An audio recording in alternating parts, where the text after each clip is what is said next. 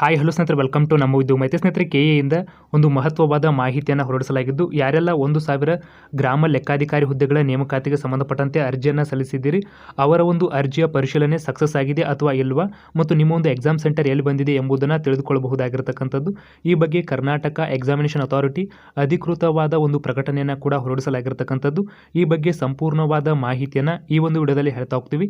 So ವಿಡಿಯೋನ skip ಮಾಡ್ದಂಗೆ ಪೂರ್ತಿಯಾಗಿ ನೋಡಿ ಅಂತ ಹೇಳ್ತಾ ಬನ್ನಿ ಸ್ನೇಹಿತರೆ, ಇವತ್ತಿನ ಒಂದು ವಿಡಿಯೋನ ಶುರು ಮಾಡೋಣ. ಇನ್ನು ಮುಖ್ಯವಾಗಿ ಈ ಒಂದು ಗ್ರಾಮ ಆಡಳಿತ ಅಧಿಕಾರಿ ಹುದ್ದೆಗೆ ಸಂಬಂಧಪಟ್ಟಂತೆ ನಿಮ್ಮ ಒಂದು ಅರ್ಜಿಯ ಸ್ಥಿತಿಯನ್ನು ಯಾವ ರೀತಿಯಾಗಿ ತಿಳಿದುಕೊಳ್ಳಬೇಕು, ಅಂದರೆ ಸಕ್ಸಸ್ ಆಗಿದೆಯೋ ಅಥವಾ ಇಲ್ಲವೋ ಎಂಬುದನ್ನು ತಿಳಿದುಕೊಳ್ಳಲು ಕೆಎ ಆಫಿಷಿಯಲ್ ವೆಬ್ಸೈಟಿಗೆ ಭೇಟಿ ನೀಡಿ. ನಂತರ ಸ್ನೇಹಿತರೆ, ಇಲ್ಲಿ 3 ಡ್ಯಾಶ್ ಕಾಣ್ತಾ ಇದೆಯಲ್ಲ, ಈ ಒಂದು 3 ಡ್ಯಾಶ್ ಮೇಲೆ ಕ್ಲಿಕ್ ಮಾಡಿ. ಕ್ಲಿಕ್ ಮಾಡಿದ ನಂತರ ಸ್ನೇಹಿತರೆ, ಇಲ್ಲಿ ನೇಮಕಾತಿ ಅಂತ ಒಂದು ಆಪ್ಷನ್ ಇರತಕ್ಕಂತಹದ್ದನ್ನು ಗಮನಿಸಬಹುದು. ಈ ಒಂದು ನೇಮಕಾತಿ ಆಪ್ಷನ್ ಮೇಲೆ ಕ್ಲಿಕ್ ಮಾಡಿ. ಕ್ಲಿಕ್ ಮಾಡಿದ ನಂತರ ಇಲ್ಲಿ ಗ್ರಾಮ ಆಡಳಿತ ಅಧಿಕಾರಿ ನೇಮಕಾತಿ 2024 ಅಂತ ಒಂದು ಆಪ್ಷನ್ ಇರತಕ್ಕಂಥದ್ದನ್ನು ಗಮನಿಸಬಹುದು. ಈ ಒಂದು ಆಪ್ಷನ್ ಮೇಲೆ ಕ್ಲಿಕ್ ಮಾಡಿ.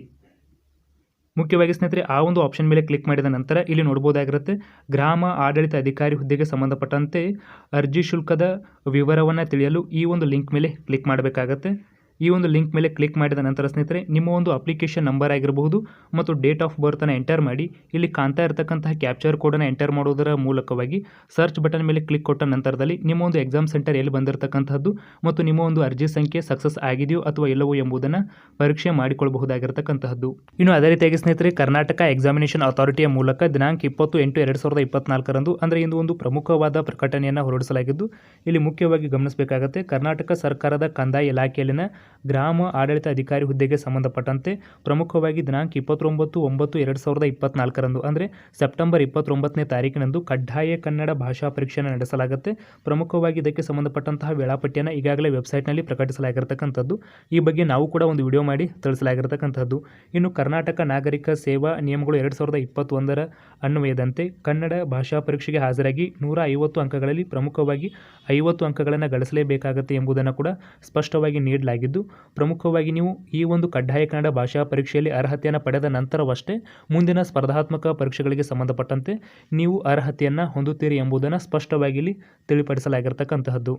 ಇಲ್ಲಿ ಮುಖ್ಯವಾಗಿ ಗಮನಿಸಬೇಕಾಗತ್ತೆ, ಈ ಒಂದು ಗ್ರಾಮ ಆಡಳಿತ ಅಧಿಕಾರಿ ಹುದ್ದೆಗೆ ಸಂಬಂಧಪಟ್ಟಂತೆ ಅರ್ಜಿಯನ್ನು ಸಲ್ಲಿಸಿರ್ತಕ್ಕಂತಹ ಎಲ್ಲ ಅಭ್ಯರ್ಥಿಗಳು ಕೂಡ ಕಡ್ಡಾಯ ಕನ್ನಡ ಭಾಷಾ ಪರೀಕ್ಷೆಗೆ ಪ್ರವೇಶ ಪತ್ರವನ್ನು ಡೌನ್ಲೋಡ್ ಮಾಡಿಕೊಂಡು ತಪ್ಪದೇ ಹಾಜರಾಗಬೇಕೆಂಬುದನ್ನು ಕೂಡ ತಿಳಿಸಲಾಗಿರತಕ್ಕಂತಹದ್ದು. ಕಡ್ಡಾಯ ಕನ್ನಡ ಭಾಷಾ ಪರೀಕ್ಷೆಗೆ ಹಾಜರಾಗಿ ಅರ್ಹರಾಗಿರುವ ಅಭ್ಯರ್ಥಿಗಳಿಗೆ ಮಾತ್ರ ಸ್ಪರ್ಧಾತ್ಮಕ ಪರೀಕ್ಷೆಗೆ ಅವಕಾಶ ನೀಡಲಾಗುತ್ತೆ ಎಂಬುದನ್ನು ಕೂಡ ತಿಳಿಸಲಾಗಿರತಕ್ಕಂತಹದ್ದು. ಒಂದು ವೇಳೆ ಕಡ್ಡಾಯ ಕನ್ನಡ ಭಾಷಾ ಪರೀಕ್ಷೆಗೆ ಗೈರು ಹಾಜರಾದ ಅಭ್ಯರ್ಥಿಗಳು ಮತ್ತು 50 ಅಂಕಗಳನ್ನು ಗಳಿಸದೇ ಇರತಕ್ಕಂತಹ ಅಭ್ಯರ್ಥಿಗಳಿಗೆ ದಿನಾಂಕ 27 ಅಕ್ಟೋಬರ್ 2024 ಏನು ಒಂದು ಸ್ಪರ್ಧಾತ್ಮಕ ಪರೀಕ್ಷೆ ನಡೆಯುತ್ತೆ, ಆ ಒಂದು ಸ್ಪರ್ಧಾತ್ಮಕ ಪರೀಕ್ಷೆಗೆ ಯಾವುದೇ ರೀತಿಯಾಗಿರತಕ್ಕಂತಹ ಅವಕಾಶ ಇರುವುದಿಲ್ಲ ಎಂಬುದನ್ನು ಕೂಡ ಸ್ಪಷ್ಟವಾಗಿ ತಿಳಿಪಡಿಸಲಾಗಿರತಕ್ಕಂಥದ್ದು.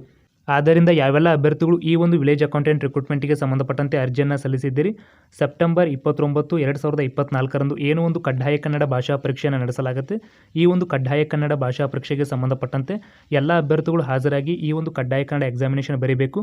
ಅಷ್ಟೇ ಅಲ್ಲದೆ 150 ಅಂಕಗಳಲ್ಲಿ ಅರ್ಹತೆಯನ್ನು ಹೊಂದಬೇಕಾದ್ರೆ 50 ಅಂಕಗಳನ್ನು ಗಳಿಸಲೇಬೇಕಾಗತ್ತೆ. ಈ ಒಂದು 50 ಅಂಕಗಳನ್ನು ಗಳಿಸಲಿಲ್ಲ ಅಂದರೆ ನಿಮಗೆ ಮುಂದಿನ ಸ್ಪರ್ಧಾತ್ಮಕ ಪರೀಕ್ಷೆಗೆ ಸಂಬಂಧಪಟ್ಟಂತೆ ಯಾವುದೇ ರೀತಿಯಾಗಿರತಕ್ಕಂತಹ ಅರ್ಹತೆ ಇರುವುದಿಲ್ಲ. ಇನ್ನು ಕೆಲವೊಂದಿಷ್ಟು ಅಭ್ಯರ್ಥಿಗಳು ತಾವು ಇಲಾಖೆಗೆ ಪೇಮೆಂಟ್ ಮಾಡಿದರೂ ಕೂಡ ಇನ್ನೂ ಯಾವುದೇ ರೀತಿಯಾಗಿರ್ತಕ್ಕಂಥ ಅಪ್ಲಿಕೇಶನ್ ಸ್ಟೇಟಸ್ ಸಕ್ಸಸ್ಫುಲ್ ಆಗಿಲ್ಲ ಅಂದರೆ ಅಂತಹ ಅಭ್ಯರ್ಥಿಗಳು ತಾವು ಪೇಮೆಂಟ್ ಮಾಡುವುದರ ಬಗ್ಗೆ ಒಂದು ಸ್ಲಿಪ್ಪನ್ನು ತೆಗೆದುಕೊಂಡು ಖುದ್ದಾಗಿ ಹಾಜರಾಗಿ ಅಥವಾ ಅಂಚೆ ಮೂಲಕ ದಿನಾಂಕ 26/8/2024 ಒಳಗಾಗಿ ಪೂರಕ ದಾಖಲೆಗಳನ್ನು ಕಳುಹಿಸಬೇಕು ಎಂಬುದನ್ನು ಕೂಡ ಇಲಾಖೆ ಸ್ಪಷ್ಟವಾಗಿ ತಿಳಿಪಡಿಸಲಾಗಿರತಕ್ಕಂತಹದ್ದು. ಪೂರಕ ದಾಖಲೆಗಳಿಲ್ಲದೆ ಯಾವುದೇ ರೀತಿಯಾಗಿರತಕ್ಕಂತಹ ಮನವಿಯನ್ನು ಸ್ವೀಕರಿಸಲಾಗುವುದಿಲ್ಲ ಎಂಬುದನ್ನು ಕೂಡ ಸ್ಪಷ್ಟವಾಗಿ ತಿಳಿಪಡಿಸಲಾಗಿದೆ.